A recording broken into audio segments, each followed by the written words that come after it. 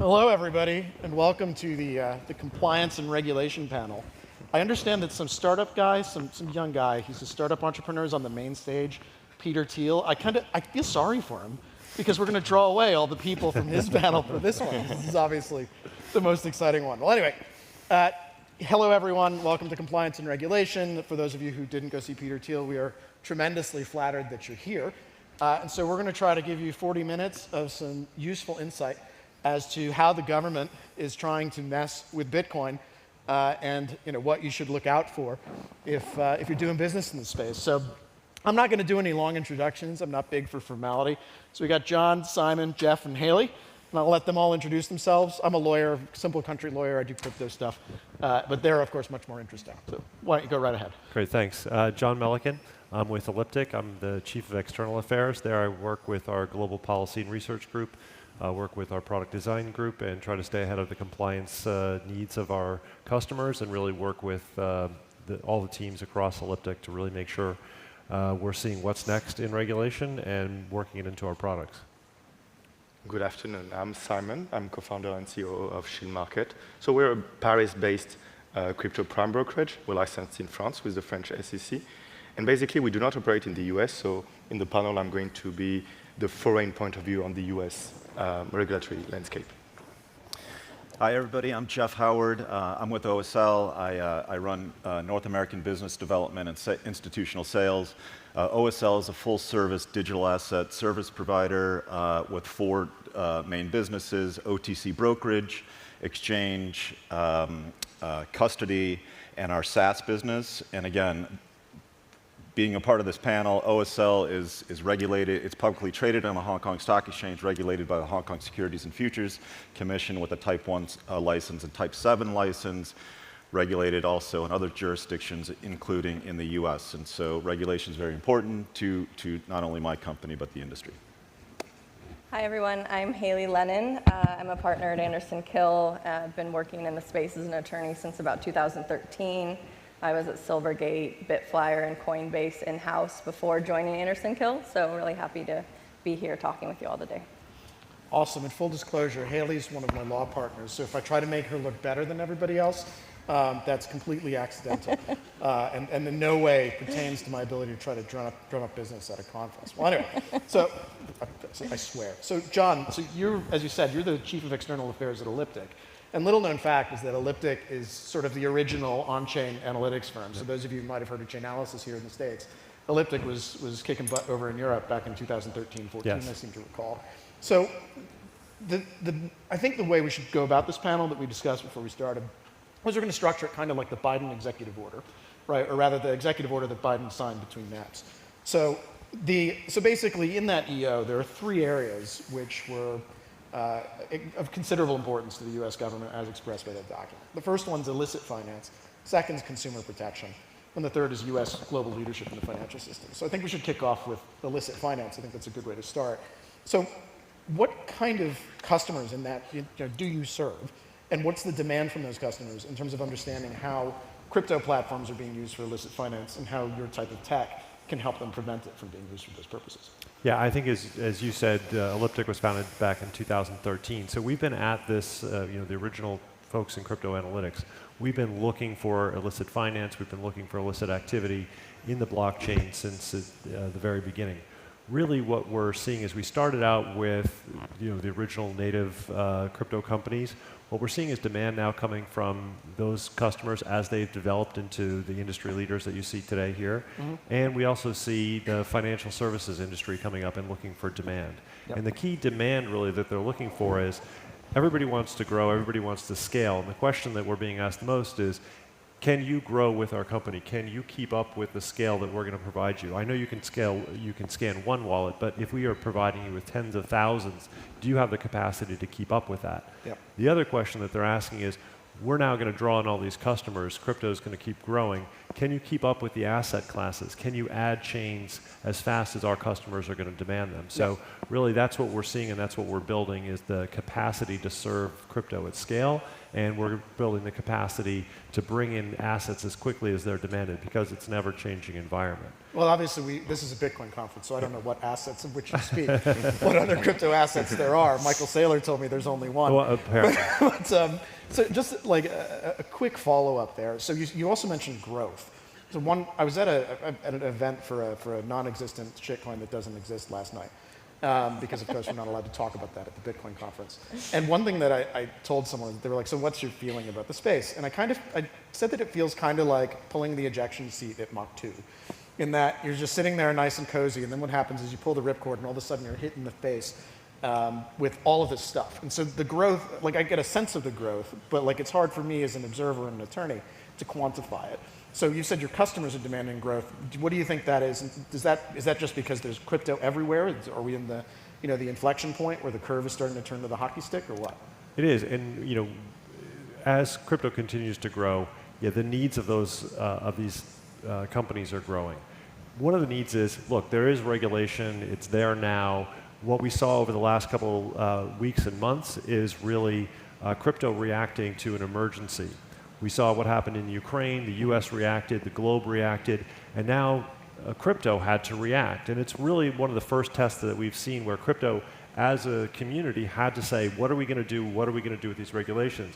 And we saw a tremendous drive from our clients. I think it was personally great that crypto decided to take a side to help the Ukraine where they could by providing crypto assets, but at the same time, made the decision that we are going to take the sanctions regulations, we are going to look for them, and we don't want, as a community, crypto to become the off-ramp for sanctioned Russian value. Yep. We don't want to help that money escape sanctions and come in and really kind of pollute the crypto community.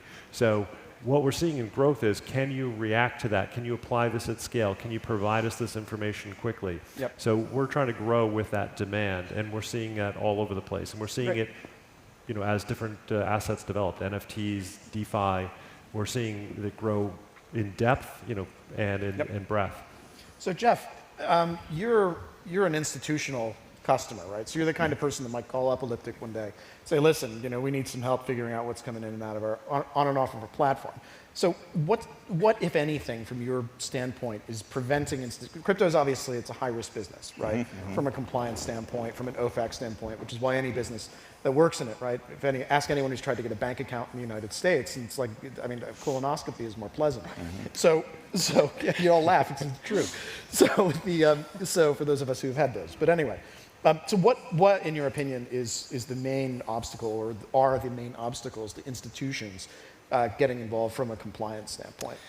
Yeah, I think the main kind of roadblock for institutions and why they've been hesitant to date, we're seeing more and more institutional involvement, but it's just, there still is just a tremendous amount of regulatory uncertainty in the United States for sure, right? And so we're seeing a lot of activity in Washington, noise out of the SEC, the president's executive order, there was an executive order on stable coins.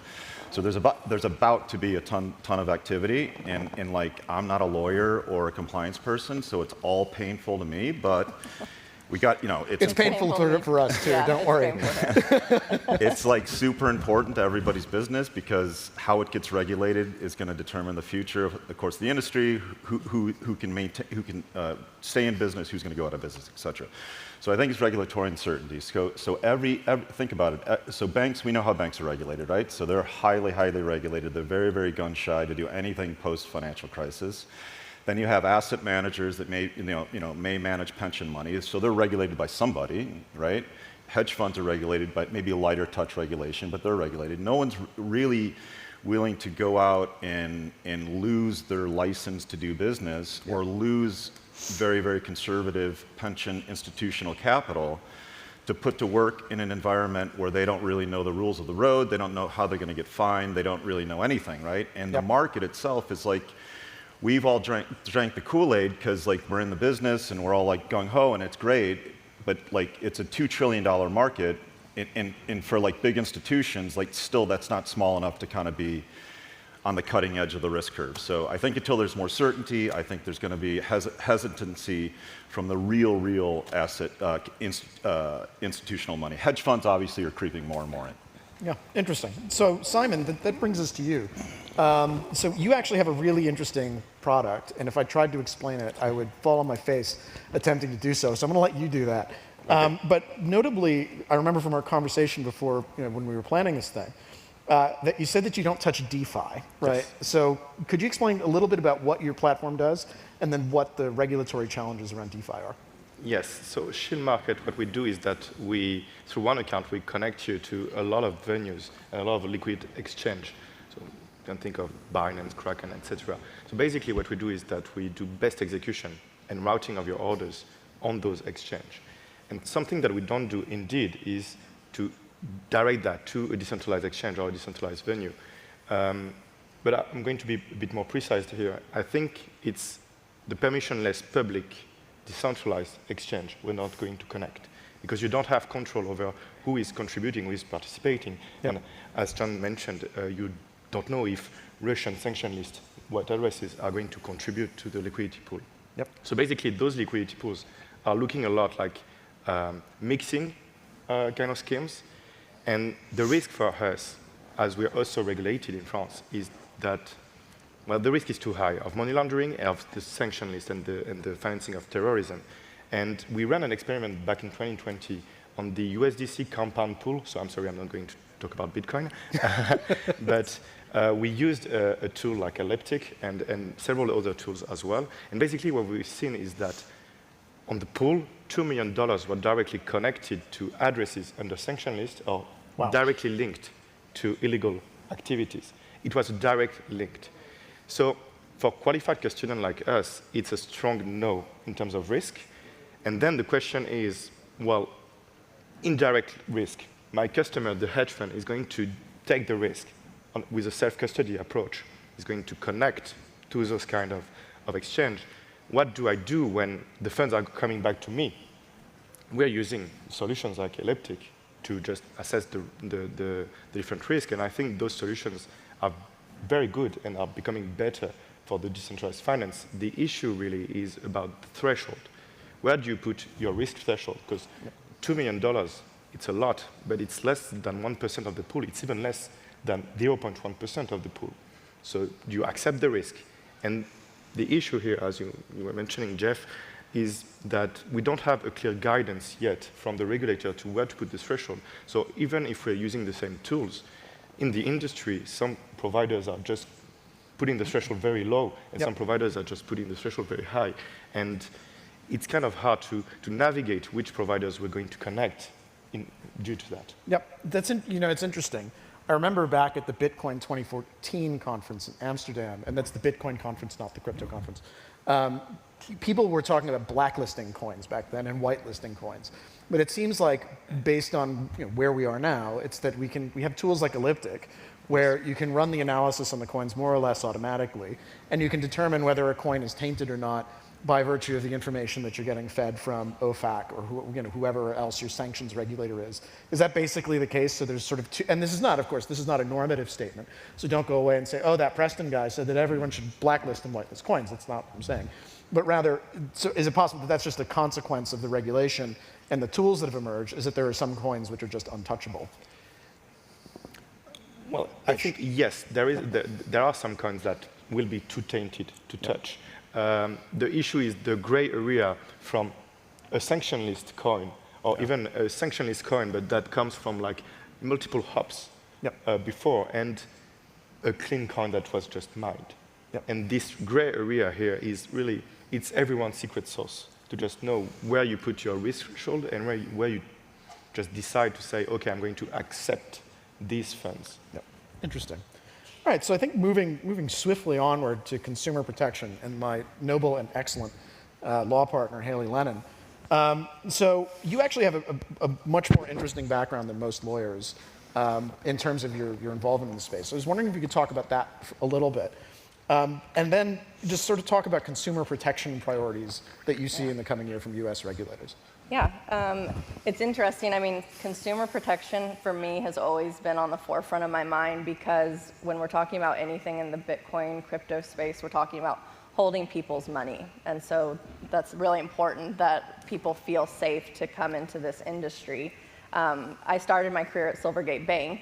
Banking and going through the banking process is a difficult thing because there is so much pressure on banks to make sure that the reputational risk that they're opening themselves up to in banking crypto companies is mitigated. And part of that, even when I was at Silvergate, was looking at consumer protection. If we were looking at an exchange to bank, we were analyzing how many consumer complaints are out there, what kind of customer litigation is that exchange seeing. So I think consumer protection is a reasonable goal for a lot of the regulators in the space. And when we talk about there not being enough regulatory clarity, part of that is because there's too many regulators that touch on every topic we're going over. So if you take consumer protection, for example, the states are regulating money transmitters and the New York BIT license. Those have capital requirements and bonds.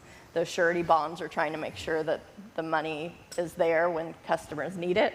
But then you go on the federal level and there's the SEC, whose mandate is investor protection, which is sort of consumer protection.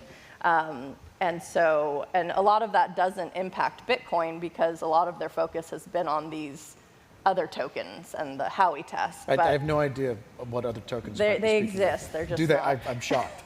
Shocked, I tell you. But we're seeing the SEC also negatively impacting things that do touch Bitcoin, like lending, Yep. DeFi, even the Bitcoin ETFs. You know, I just saw this morning or last night that another Bitcoin futures ETF was approved, but the SEC is still not approving that, and all of that is justified by lack of consumer protection and sort of accountability of the markets. But then even this year, the CFPB has become a lot more, I think we're going to see that regulator become a lot more active in this space because even Warren and individuals in the government have said, hey, you don't need to wait till there's collaboration among all these different regulators. CFPB, your purpose is to protect consumers, and you all receive a lot of complaints about Bitcoin and crypto. Like, go do something. So I think we're going to see a lot more of that too, and it's going to be a busy few years. Yeah, no, I think one thing that I mean, we can attest to this as attorneys who work together. I'm very comfortable with my job security for the next 5 years. So unless I go and go downstairs and punch Peter Thiel, that might affect my job security. I won't do that. But generally speaking, that's I think there's plenty of legal work to be done. So one issue you touched upon the SEC, and Jeffrey, I wanted to ask you. Gary Gensler seems to have a pretty, shall we call it, a Catholic opinion about how broad his agency's jurisdiction is, in the sense that I think if you were issuing securities on the moon, he might, which is of course where we all want to go, but it's not within the United States. He might have an opinion about whether he can regulate it. So where do you think the SEC, fits into this? In particular, do you think that his view of his authority overlaps with other agencies? Is he stepping on other people's toes? What do you think? Right. So Gary Gensler, he has a very expansive view on regulation, and he's an aggressive regulator. He was the head of or chairman of the CFTC during the financial crisis. He moved trillions of dollars from bilateral swaps into a cleared model, and that's why he's familiar with the futures model, a centrally cleared model. And that's why he's okay to at the current time, approve futures-only ETFs. But to answer your question, I think he's a super aggressive regulator. I think he wants to regulate everything. I think what'll end up happening, though, first of all, Congress has to give him the authority to regulate, which they haven't yet, and so he's just kind of blown in the wind at the moment. But when he gets the authority, I think he will regulate.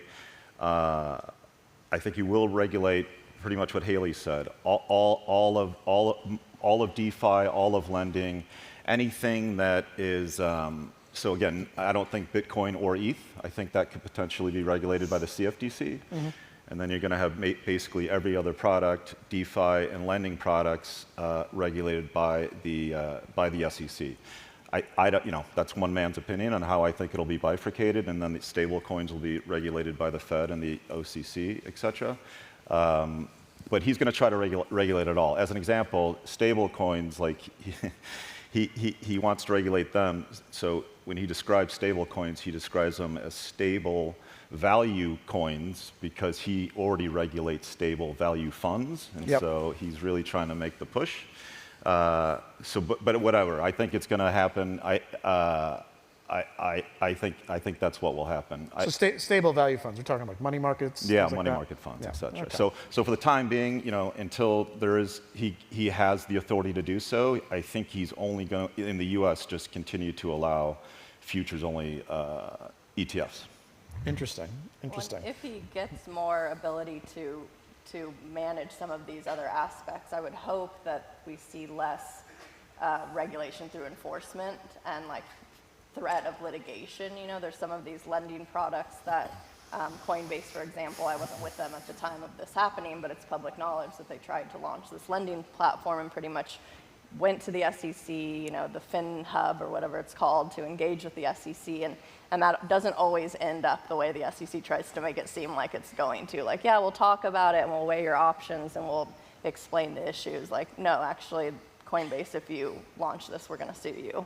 So hopefully the climate that's just it. changes. The SEC really isn't in the business of telling people what they can do. And if you read, and I'm not going to name names, but it's two of the big pieces of ICO litigation for those other coins that aren't Bitcoin, which of course we're not going to talk about. For those two pieces of ICO litigation, it's a perennial complaint of the defendants. They say, listen, we tried to figure out what was going on. But back in 2016, 17, I think the Dow report of investigation was published on July 15th, or no, it was late June of 2017. So everything that happened between 2014 and 2017, everyone was just kind of shrugging. So that's pretty interesting stuff. So moving on, I think, from that. So we know now that illicit finance is a focus of the crypto industry. We've talked a bit about consumer protection. And so I guess the next topic is, are all of these rules in the United States, and again, this is another perennial complaint from crypto entrepreneurs, is that the people who follow the rules lose, and the people who don't follow the rules win, meaning that there's sort of an incentive, if you will, for people to either not follow the rules or not do business in the United States. So, Jeffrey, I think we'll start with you because you're out in Asia. So where do you think most of the action is here? Is it the US? Is it Europe? Is it South America? Is it Asia? How do we, where's most of the action right now, in your opinion? Yeah, so, historically, a lot of the action has been in Asia. We're an Asia-based firm. We're one of the biggest, if not the biggest, in the region. So Asia is a great region. Asia, though, has kind of historically, like with the entire crypto industry, kind of come up as a retail product and a retail thing to trade, at least. And as it's gotten more mature and become more mainstream for a variety of reasons, a lot of the service providers and folks that provide the infrastructure to make it a viable product, as it's matured, it's becoming more institutional. And so regulations will force or bring more institutions into the industry. And so I think as it's matured, I think the activity, even though it will be touch and go regulation for a time being, I think North America is just it hasn't even been scratched the surface. I mean, Fidelity has some study where something like 82% of respondents said they're going to invest in crypto. If you had 1% of pension money invested in crypto, that would consist of about 17 to 18% of the entire crypto market. So 5% pension money, that would equal 85.5% of the size of the crypto market. So that money's not even in the space yet, right? So it hasn't even touched the surface. So I think the activity is going to be institutional involvement in North America. While that develops, there's some really, really interesting stuff happening in South America in the ETF space because of the reasons why US can't offer a spot ETF. So a lot of the ETF innovation is in South America, or is in Brazil in particular, and in Canada. So that'll continue. So I just think the Americas, there's going to be a lot of opportunity. Yeah, I know a lot of people who are moving to Portugal and then focusing on, for tax reasons, can't explain why. Go look it up yourself. I'm not giving legal advice. But then they're focusing on South America, South Central America, which is just apparently exploding. Yep. So that's super interesting. So basically, we're still early, but the U.S. isn't the center of attention as we're so used to being for the last 100 years. So John, I think this is a good time to come to you. So the Biden executive order, even though it says, well, we've got all these other concerns, at the same time they said that we have to retain global financial leadership. Well, while they're apparently just setting our leadership position on fire. So do you think that our AML CTF regulations here in the US, are they a good thing? Is it hindering our ability? What do you think? Is this attracting crypto business to the US or not?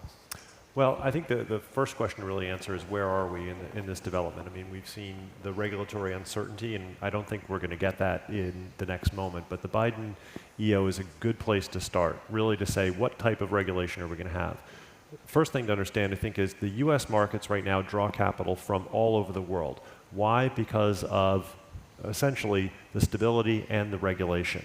Whether you like the regulation or not, it does draw that investment. That's what we were just talking about. Investment, large pension funds aren't going to invest in something that's not stable, that's not well regulated. So the Biden EO is really seeking to set that level of regulation. So the question I always get asked is, well, what is good regulation going to look like? For the United States to put it forth, we have to come up with the appropriate level of regulation. So if you think about it, like if you want to go out to see a music event, you can choose to go to a festival. It may rain, it may be muddy, there may be bathrooms, there may be security. This is that analogy. Yeah. Sorry. He said backstage, he goes, I'm gonna do an analogy. It's gonna be really weird, but just wait for it. I'm gonna come up with something. So this is it always happens. Okay. So the music stage. But you can choose to do that. And there's not a lot of regulation on a festival. You don't even have a ticket. You're not guaranteed. You could go to some very fancy jazz club where they're only going to let certain acts on stage. It may be a 2-drink minimum. You may have to wear a jacket and tie. But where the United States is going to come out is that institutional level. Madison Square Garden. It's going to invite everybody in. There's going to be a reasonable level of regulation that's going to allow people to participate at scale. It's going to draw in that pension fund is going to buy tickets to a concert there because it may not get rained out. So I think you're going to see a lot of the same development that we did with AML. Everybody, or a lot of folks thought, early on, I've been doing this for a long time, that the KYC used to stand for kill your career, whether that was in the government or in a bank, that was going to kill your career because it was going to drive everybody out of the banks. This is really going to be fundamentally impossible to comply with. And yes, it was difficult. There was a lot of regulation by violation, and it was a lot of orders, but eventually everybody sought the same level of regulation pretty much in all the well-regulated markets, and that's fundamentally where the money's going to stay. So people are investing in the right tools to see if they can determine what the appropriate level of regulation is going to be in crypto, and those tools exist. And by the way, crypto is, as a former prosecutor and somebody who actually prosecuted money laundering cases, crypto is possibly the worst way to launder money ever invented. It's just absolutely horrible. The transparency, the ability to crawl back through the lineage of any one transaction or any one wallet makes it absolutely a ridiculous place. I think the people from the Bitfinex hack learned that. You can steal the funds, you can get paid. But you still can't make good rap music. You can see it there, you just can't use it. You can't make good rap music. And if you go to spend it, even the smallest amount, if you stick your head up, they're going to come and get you. So I think they nailed them with, it was a Walmart gift card or something like that they got them. They spent Bitcoin on a gift card, and then the gift card got traced, and then they found them that way, something like that. As a percentage of the amount of value they stole, it is insane how they caught them over that little value. If you had done it in fiat, it would have been a much different story. But for now, I think that well-regulated market is what we're looking for, and I think the U.S. is hopefully going to be the place that does that, because if we don't, we're going to lose the crypto talent, we're going to lose the next great crypto businesses to overseas market, and we'll never catch up if we cede that position to the rest of the world. Our financial markets won't recover. So the rap music reference, by the way, for those of you who aren't extremely online, the Bitfinex hackers, or the alleged Bitfinex hackers, were arrested and indicted recently. And there was a husband and wife pair, and the wife was a rapper known as Razzle Khan. And her rap was... TikTok rapper. TikTok rapper. So her rap was interesting. I wouldn't call it good, but it's certainly something which, if you're not extremely online, this might be a good way to spend some time online this evening between margaritas or something, and you'll be very entertained. So moving swiftly onward. So Simon, we've talked about how awful the U.S. is, but I know one thing. I spent 15 years in the European Union, and if I know one thing, it's that if the Americans think they're regulated, the Europeans are regulated almost certainly worse. So what's the sort of European perspective on this? Do they actually want to compete, or are they trying? Because I saw the European Parliament the other day tried to ban proof of work, which is just preposterous. So like, are they just going to be French about it, or are they going to get wise? Like, what's the deal? Yeah. So I try to answer the question. Yes. How to put it? Yeah, the European Union, well, we like when things are very heavily regulated. We like to put very higher barrier of entry for new players. But I think it changes a bit since a new regulation for the financial instruments, but also now for the MiCA regime. So for those for those in the public that don't know, but in European Union right now, there is this MiCA regulation for the crypto assets that is going to be voted in 2024. To regulate the whole industry across the 27 states. The issue with that is that it's 27 different states, and that the regulators are very, very knowledgeable about the financial instruments, but not about this new asset class. And so the proof of work just proved that. They wanted to ban the proof of work because of the impact on the environment. They quickly stopped. Now it's more of like the Byrne executive order. It's knowing your impact more than just completely removing a piece of technology. But I think to come back on the US part is most of the startups around the world, basically their main goal is to reach the United States market, because that's where the money is, and that's where historically where the... That's because they keep printing it. sorry, I couldn't resist. You might be correct.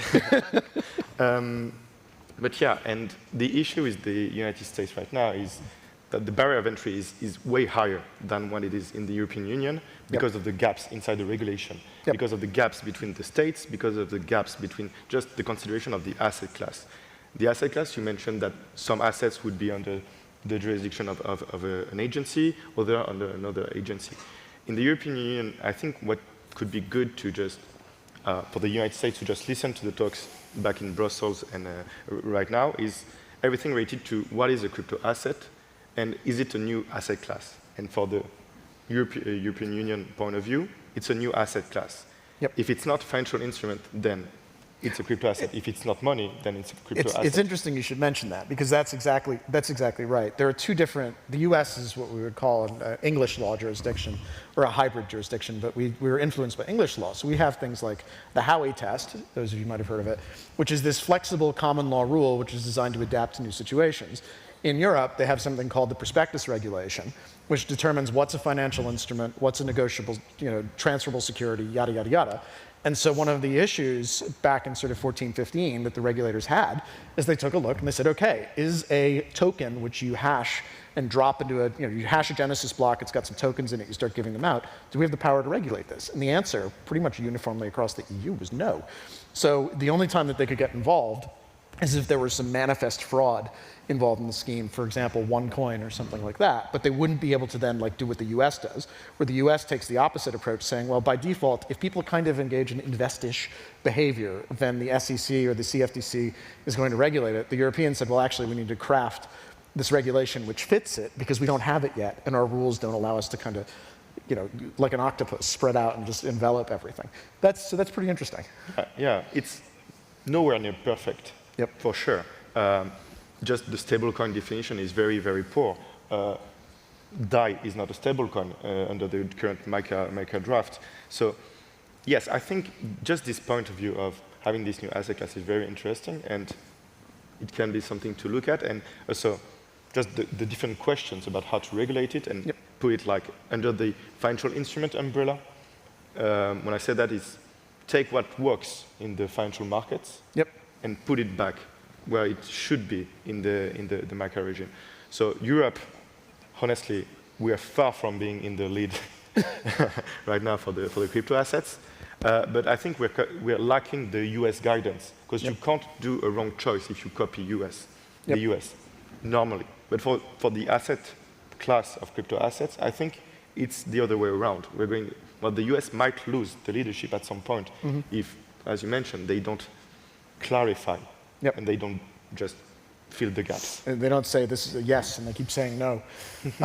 So I mean, with that, I think the sort of on this issue. So Hailey, you're an OG, you've been around for a while. They're Bitcoin orange shoes, right? So which I wanted to point out. Love these. It's because Bitcoin is obviously the orange coin. So I mean, are we just really straight up? Are we blowing it here in America? Are we losing? Are we blowing our lead? If it started as an American project, it was launched on an American listserv to a bunch of American anarcho-capitalists. I know the guy who ran or continues to run the cryptography mailing list. So it started here, and are we just setting our lead on fire? And is there losing? Yeah, I mean, sometimes it feels that way, and especially as an attorney in this space, if your advice or if a client comes to you asking questions and they ultimately say, okay, can you just help us figure out how to stay out of the US? That is like a very bad feeling for someone who's been in the industry a long time, wants to see everything flourish here. So I think in some ways, yes. What I liked about the executive order, like kind of going back to our general theme, is it finally felt like there's been like 10 years of all these regulators like trying to grab, like kind of land grab, keep oversight of different areas, disagreeing with one another, regulating things different, defining things different. Like how can FinCEN say it's money and IRS say it's property and the CFTC say it's a commodity? Like everyone's defining things differently. And the executive order to me felt like the Biden administration saying, okay, kids, like pause for a second, let's get in line and like start discussing a way to like do all of this but not be running around in different areas and doing it in different ways, because these different regulators have been regulating the space differently. Like FinCEN kind of came out in 2013 and said, this is how we divide up the industry, whereas the SEC is just like, no, you can't do that. We're going to sue you. That's a security because we think so. It's just like a mess. So I think for me, the executive order actually was something that I was like cautiously optimistic about what that might mean in the next few years. Yep. On the other side, there's definitely an argument that it's, if you ask the government or the US, US government if we're falling behind, they'd probably also agree yes, but it would be because they're focused on CBDCs and stable coins and wanting to like corral the technology of Bitcoin into something they can control. Because at the end of the day, the government wants control over financial policy and that sort of thing. And so, and even in that way, it seems like we're falling behind. Even if you hate CBDCs in this room, other countries have been exploring and adopting that concept more quickly. And so I think, kind of whoever you ask would say we're falling behind for different reasons. And hopefully some of this is positive progress, because no one wants to see, this technology leave the United States, or like the US not embracing what we always have in terms of embracing innovation and evolution of technology. Great. So I think it's 2:08. So if we run down and give some concluding thoughts, I think we'll have 3 or 4 minutes for questions. So start with you, John. Thanks. I think it's been a great conversation. I really do think we're at that inflection point with regulation. We are either going to make a decision that there are potential regulators that do have clear guidelines for what can and can't be done. Yep. And those regulations, hopefully we'll get enough industry guidance that they'll come out to be reasonable, and we'll get something that doesn't look like a regulation by uncertainty. We just need the guidelines. I think hopefully it'll come out the right way, and we'll get to see the asset class grow, and particularly good regulation will allow the money that's attracted from around the world to come into crypto, and the tools to keep illicit finance out exists, and it's a terrible method for laundering money anyway. So it in some ways can improve the position of the U.S. as a safe place to do business and a place that excludes bad money. Great. Simon? Yeah, so I think the industry is aiming toward the good direction. The players are getting more knowledgeable about the compliance and the regulatory risk they're taking. And I think that, as you mentioned, the United States is very, very, well, they're reaching this kind of state where we know where we're heading, we know the risk, we know what to avoid in the United States and what to search. And I think for a European entity like mine, well, we embrace the fact, we want to embrace the fact that we can work with the United States, and I think we're like very, very close to do that. Yeah, I think the executive order was a step in the right direction for all the reasons Hailey said. I think they also are doing it because they realize that if they're not at the front end of this and somebody else like China takes it over, that they run the risk of not having global dollar dominance as a store of value or payments. And so I think they're acknowledge that. I think they're trying to do it the right way. And I think over time they will, and I think it's a positive, as painful as it is. I think over time, if they get it right, it'll be a good thing for the industry. Last word to Hailey? I would just say Bitcoin's here to stay. And so Yeah. I'm excited to see where this goes. There we go. Well, anyway, let's give a round of applause to our wonderful panelists here. And I think we have 4 minutes for questions. So there's a microphone somewhere over there. So if you have a question, hustle, because we are told that we have a hard stop in 3.5 minutes. All right, thank you. Excellent panel. First off, Preston, great job. I really appreciate the wisdom you've shared. My question for you is, do you feel that there's responsibility for industry to report their address, points of contacts, location to regulators to help them identify how you give legal service a process, how you hold companies accountable? I.e., we have some companies like Binance, they may be located in the Cayman Islands, we don't know. Yeah. They always change locations. And my final thought on that is there a responsibility in industry when we look for a balance in regulation and emerging technology to sort of self-regulate, including in the areas of decentralized finance? I defer to the court. Thank you. So the court, thank you, Counselor. The first question was that's actually in my wheelhouse, which is if you have a subpoena or a search warrant, who do you serve it to? And the answer, and some companies say, well, figure it out for yourself. I think it's generally a pretty good idea if someone's trying to get a hold of you because there's some criminal activity on your platform to let them know how they can do that. So anyway, are we done? Are we finished? That's it? Man. Sorry, everyone. 2 more minutes. I apologize. Come ask us anyway, we're questions going to go after. hang out and we'll be around. Thanks, but everybody. we've just been thrown off stage. So thank you very much.